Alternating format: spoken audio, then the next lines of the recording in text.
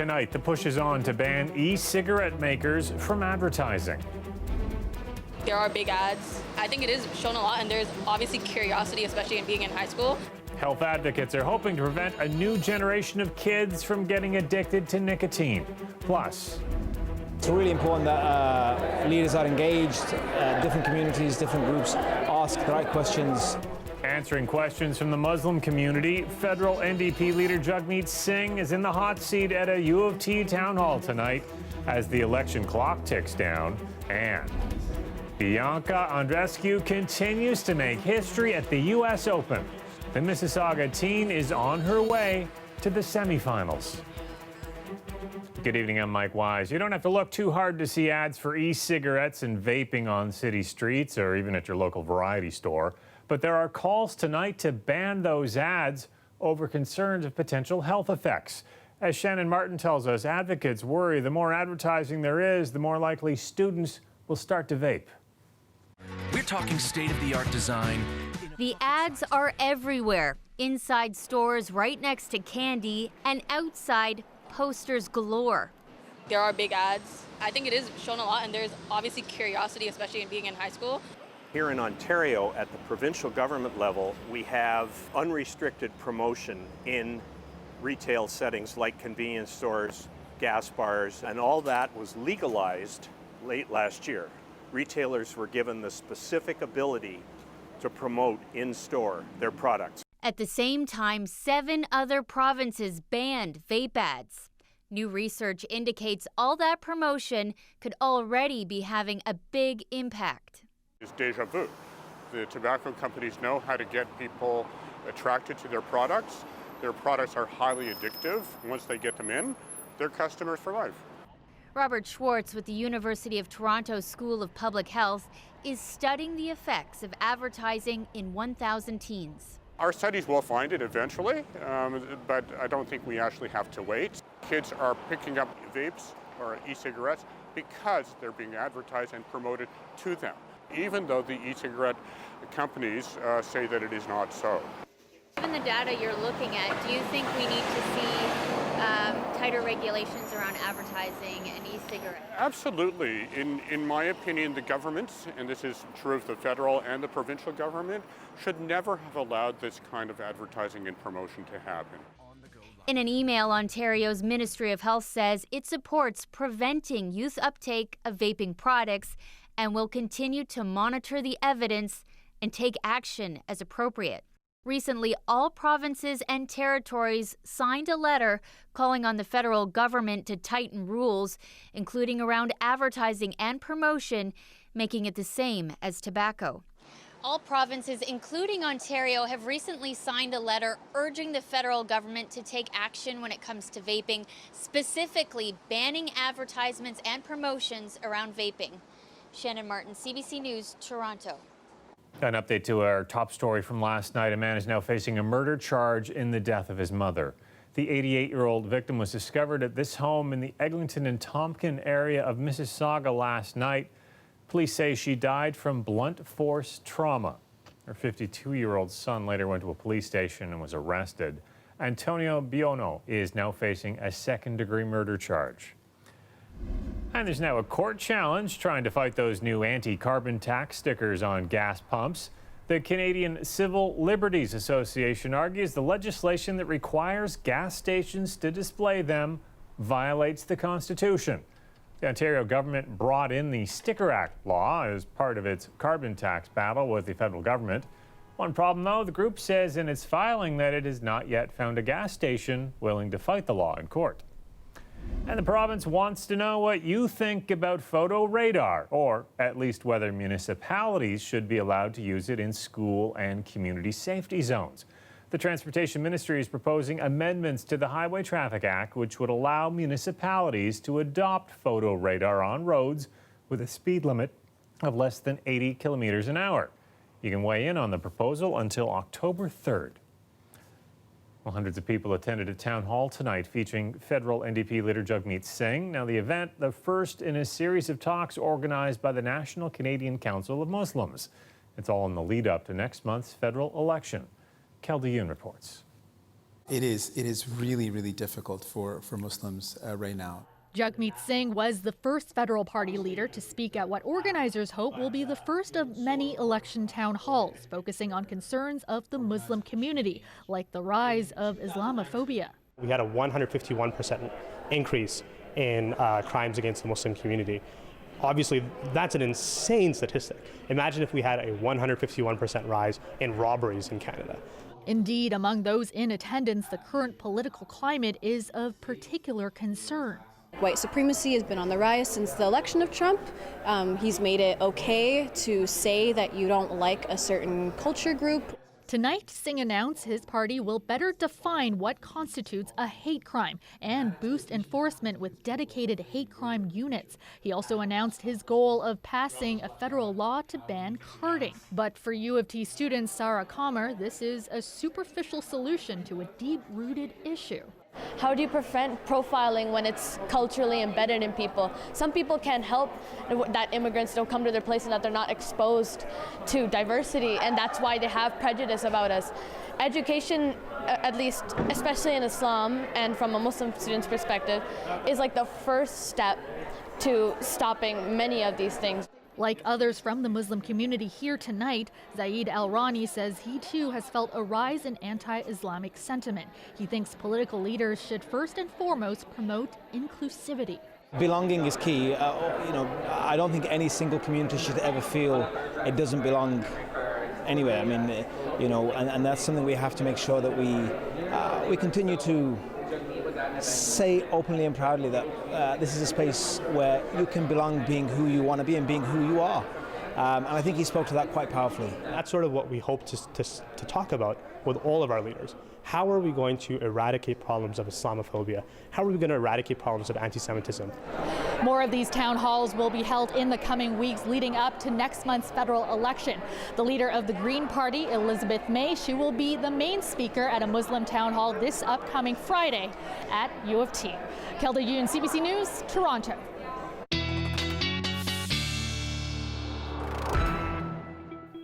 Kala Kennedy's here with a first look at the forecast. It's that time of year. We got to figure out how we're sending the kids to school in the morning. Do they need a jacket first thing? Will they still remember to bring it home in the afternoon where they don't need it anymore? I don't know. Give us some help.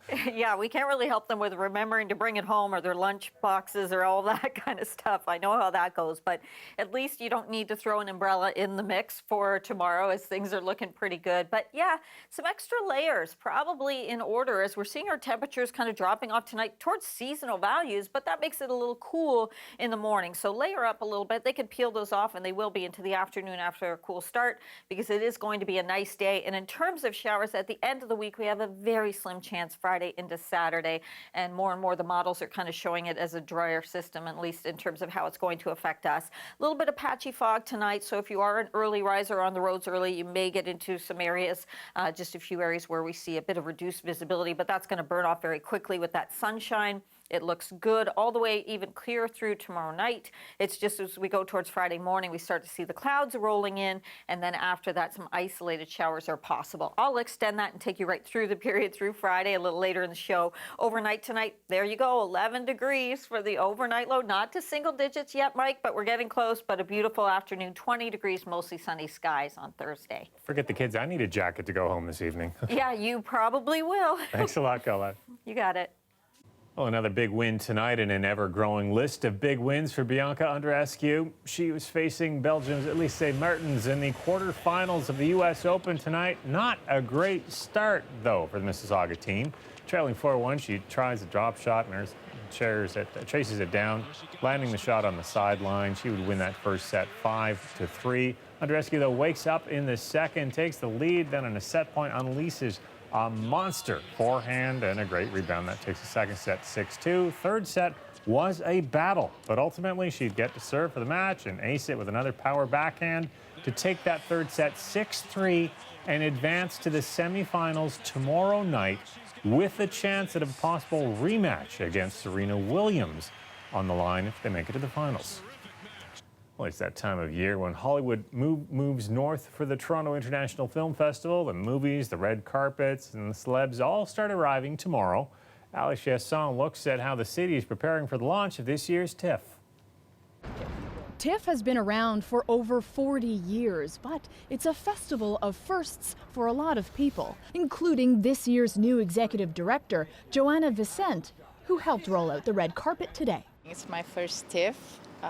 Couldn't be more excited. For first-time festival goers, she recommends challenge yourself, just see everything you can, and even titles that you might have not heard about or have unknown actors, because those will be the stars of tomorrow. Speaking of, it's the first time as a director at TIFF. I'm usually here as an actor, so it's really cool to be here as a director. Aaron Poole is debuting his short film, Oracle. It's a scary movie about home renovations and a child's nightmare.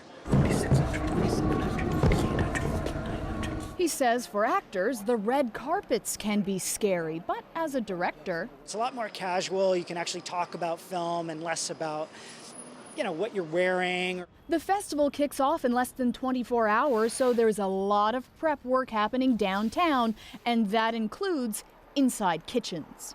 Right now, it's just calm before the storm.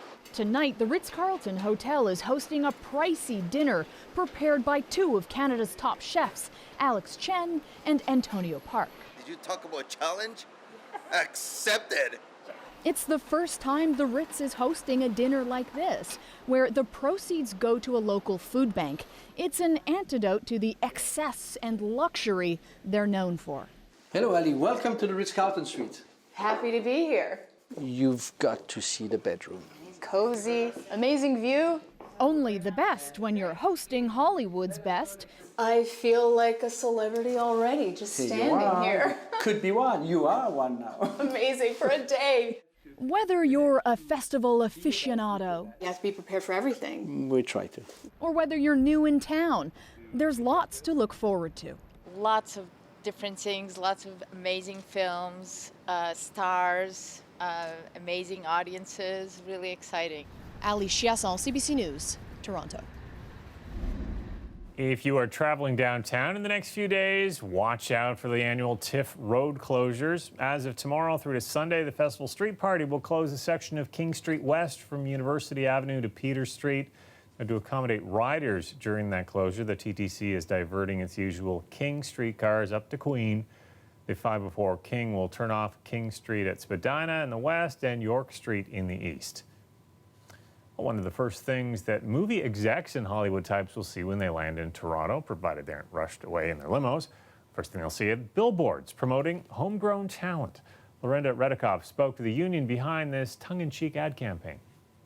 The hope is that Hollywood filmmakers coming in along the Gardiner will look up from their phones and see this, or maybe just this. It's an ad campaign by the Directors Guild of Canada, just in time for TIFF, and it was born out of frustration. Some shows come up here, and they've been here for years, and they haven't hired one Canadian as a director. They've been here for years. These are well-known shows. The Guild is also targeting film biz types as soon as they get off the plane, with ads in the airport. Make More with Toronto is a website the Guild created, boasting about Canadian talent, highlighting productions that have used all Toronto crews, like The Shape of Water and Margaret Atwood's The Handmaid's Tale. You save a lot of money. You get to use the team that's here. The people that we're suggesting are senior folks. They're using billboards, which is, of course, is Hollywood's hallmark of Hollywood itself. The chief programs officer for the Canadian Film Centre is impressed with the new ad campaign. Here in Canada, on-camera and off-camera creative talent and technicians are world-class. And so they should be hired and they should be given first consideration because they're world-class talent. We showed the ads to this Canadian actor. Oh, it's funny. He's appeared in The Handmaid's Tale and he's in 2 films at TIFF. He says the same struggles exist for people working in front of the camera. I think it's a matter of also getting directors on board that may be American, bringing projects here, that there is a huge talent pool here that they can pull from. I just don't know if they know that, you know? Ironically, one way he could end up working on big productions here in Canada, he now has a U.S. visa.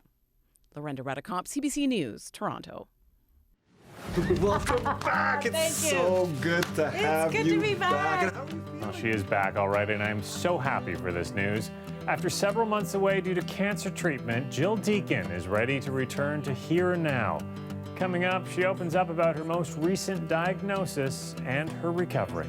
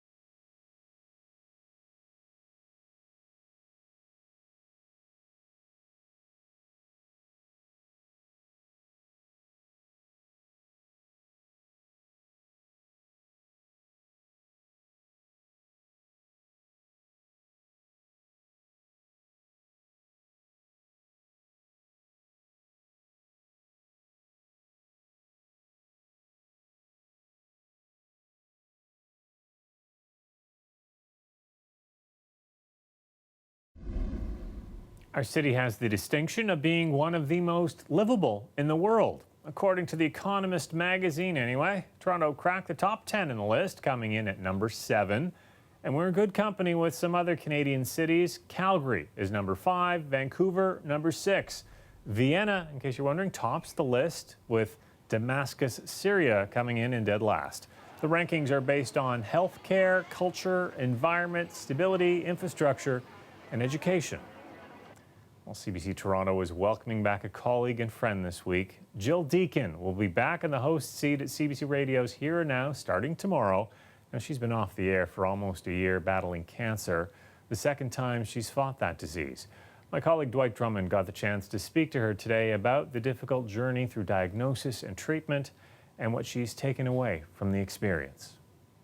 How are you feeling being back at work? I feel good. I feel really good because I think I have maybe a slightly different perspective on work than I might have otherwise, because I really appreciate that I have the energy to do this. Yes. So I'm glad to be here.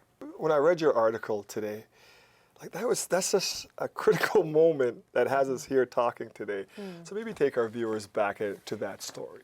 We go to a family cottage in Georgian Bay, and we always do a round the island swim. And just before we started swimming, the wind picked up. And so I couldn't do breaststroke because I'd get mouthfuls of Georgian Bay water in my mouth if I did. So I did front crawl, and we were swimming clockwise, so I had to pull a little harder with my left arm. And fine, survived the swim, got in the car later that evening to go home, coming down the 400, and I was like, I feel something. I think I might have pulled a muscle doing that swim, but I didn't feel anything on the right. I just felt it on my left side, but it felt more than just pulled muscles. There was something kind of weird about it. Yeah. Anyway, bunch of tests, bunch of doctors. Nobody could really see anything clearly. Nobody could really feel it. They're like, I don't think anything's there. Probably scar tissue. Obviously, the final test turned out that it was cancer. So the point is that no doctor could see it, no test could see it, no one could feel it. I only felt it that one occasion because of that swim. Wow. And because that wind picked up and made me swim that stroke. So sounds like somebody's looking out for you. What was behind that wind, but yeah. Part of it, though, was the fact that you battled this monster before. Yep. You know, I was 9.5 years out, so yeah, that's I wasn't thinking stretch. About it anymore. Yeah, I mean, as much as anybody ever really, I have scars to remind me all the time, but I didn't really think about it. I was at the point where I could sort of think of cancer as this weird blip that had happened to me, and it was just this funny thing in my past. A decade ago. Anybody going through a health crisis, a cancer challenge, whatever, knows that it's a head game. Those dark thoughts and worries and things come, I sort of recognize them and go, okay, hold on. I feel well today. I'm surrounded by friends and people things, and colleagues who care about nature. Being in nature helps me a lot. Those sort of timeless things that just soothe the soul. Read all about Jill's experience online from her point of view. Just head to our website, cbcnews.ca/Toronto. And remember, you can listen to her tomorrow on Here and Now from 3 till 6 on CBC Radio 1. Stay with us. We'll be right back.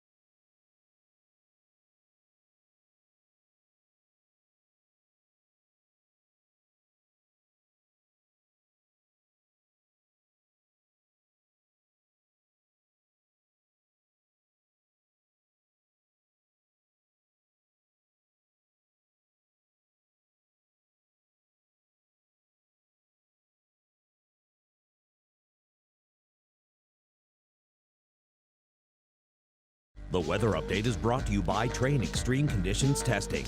It's hard to stop a train, really hard.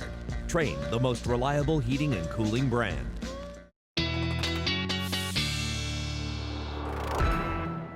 Colin Kennedy's back with their extended forecast. And Colin, we're lucky where we are. The talk of the hurricane hitting the U.S. South right now. The way the weather patterns go, it's not going to have an impact or an effect here. Yeah, that's right. It's really working in our favor for southern and eastern Ontario.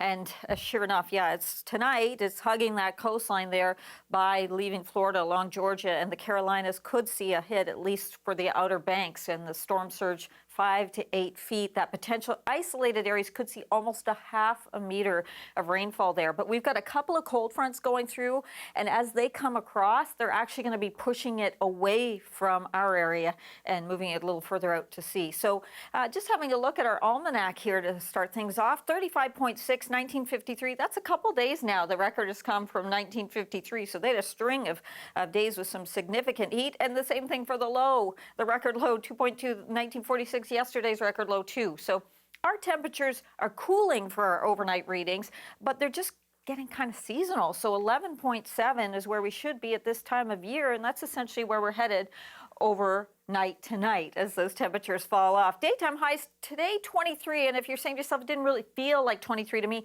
yeah, that's because that came after midnight last night. We were still at 23 degrees, then the temperature fell, and then it picked up. It was nearly steady through the day. It came to about 20 degrees for the high, so that came from closer to midnight last night. The outlook, it is good, other than some patchy fog in a few areas overnight tonight. We're going to see sunshine tomorrow, just that cooler start. So that's why I was mentioning earlier in the show, we're talking about maybe some layers for the kids now that they're back to school. And then it looks good into the afternoon with all kinds of sunshine and some lighter winds turning towards the south. But overnight Friday, or pardon me, Thursday into Friday morning, that's when we get some of that cloud cover increasing. We'll see more cloud cover through the day Friday, and it's possible a few isolated showers, but it's a pretty slim risk there in terms of the precipitation. Overnight tonight for southwestern Ontario with that clearing trend, 10 degrees for your overnight low other than London at 11, and some nice readings with all that sunshine tomorrow, so those low 20s. Tonight in the GTA, yeah, St. Catharines 12, you're the warm spot, and tomorrow afternoon it's going to be such a pleasant afternoon. I think you're really going to enjoy the weather. But Friday, that extra cloud cover, 19, a little cooler because of that deck in place. Saturday, looking pretty good though, and the weekend, frankly, as a whole, is looking pretty good, Mike. Pretty good weekend to start TIFF and stay inside and watch movies. You got it. Thanks a lot, Colin. You're welcome.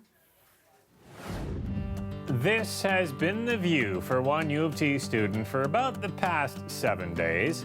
We'll tell you why she's been looking at the back of her father's head for a week. Coming up.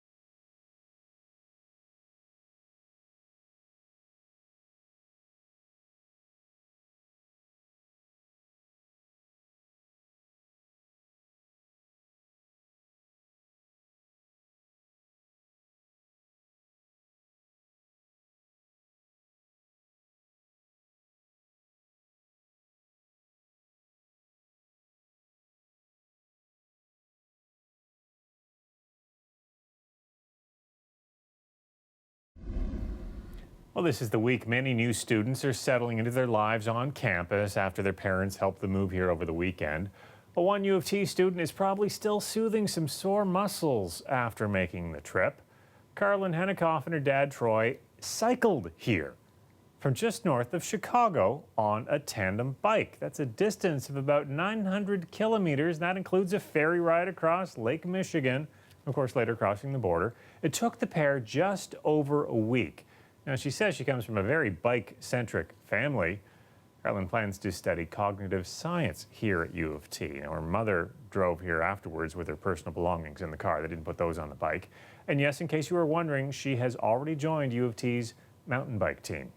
Well, tomorrow, as we said, is the first night of TIFF. The opening night film is the documentary Once We're Brothers. It's an in-depth look at the group The Band. Now, Robbie Robertson, the driving force behind the film, will be on cue tomorrow to talk about it and his continued working relationship with Martin Scorsese. It's a two-part interview with Tom Power. You can hear it starting at 10 a.m. on CBC Radio 1. See you back here tomorrow night at 11. Good night.